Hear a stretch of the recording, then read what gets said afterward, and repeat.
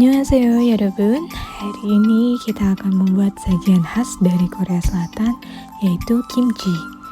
Pasti udah pada tahu dong kimchi itu apa. Tapi kalian pada tahu gak sih kalau misalnya kimchi ini banyak banget loh jenisnya. Ada yang harus difermentasi, ada juga yang enggak. Bahannya juga macem-macem nih. Ada yang dari sawi putih, ada juga yang pakai lobak, pakai timun, pakai daun bawang, dan masih banyak jenis yang lain. Nah, yang bakal kita bikin kali ini adalah kimchi yang versi paling gampang, yaitu makimchi. Kurang lebih sama-sama kimchi yang original, bechu kimchi. Bedanya si kimchinya ini udah kita potong kecil-kecil. Kalau bechu kimchi kan sawinya itu cuma dipotong 4 bagian, terus si bumbunya itu dilumuri di seluruh daunnya.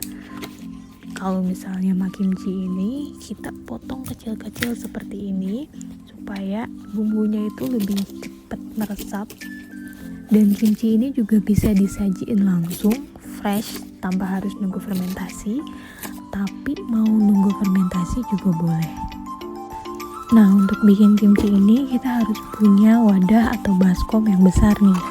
Kalau teman-teman suka nonton drama Korea pasti tahu kan, mereka tuh kalau bikin kimchi punya baskom yang gede-gede banget biar ngaduknya ini gampang.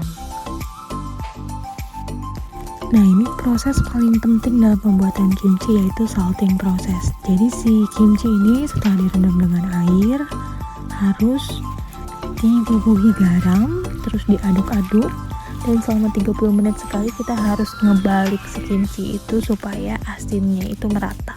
Nah, di sini aku sempat salah nih. Jadi harusnya tuh air rendamannya itu dibuang dulu baru dikasih garam.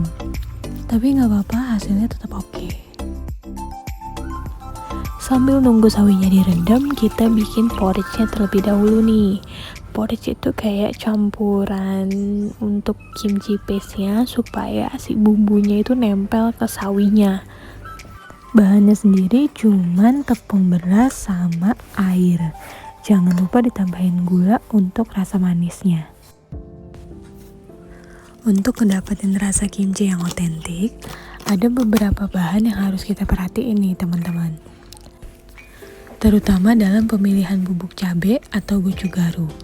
Sebisa mungkin kalian cari bubuk cabai Korea import yang asli. Jadi jangan pakai bubuk cabai lokal, karena bubuk cabai lokal itu selain rasanya beda, warnanya juga beda. Jadi bubuk cabai lokal warnanya lebih kecoklatan, sedangkan bubuk cabai Korea itu warnanya merah, dan itu bikin cantik saat kimchinya udah jadi. Untuk kecap ikan sebetulnya kalian bisa menggunakan kecap ikan lokal.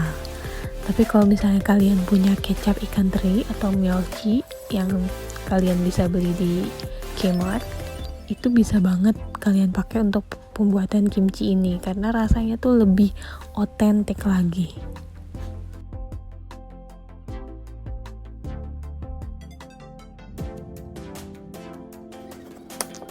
Untuk sayurannya kalian bisa pakai wortel, lobak, daun bawang, sama daun kucai. Untuk daun kucainya ini opsional ya, kalau misalnya kalian nggak punya, nggak pakai juga nggak apa-apa.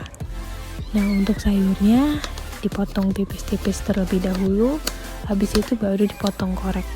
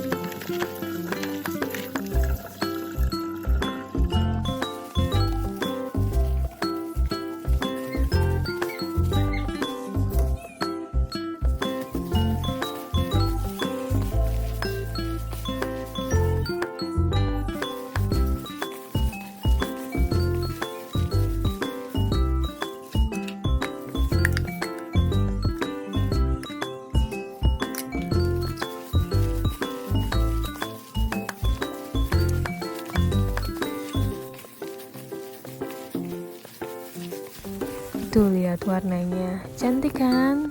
Merah, seger gitu rasanya.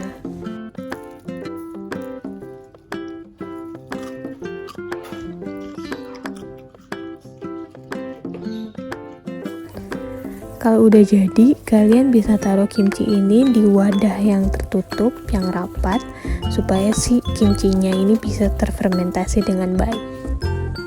짜잔! 매초맛 김치 만들기 완성!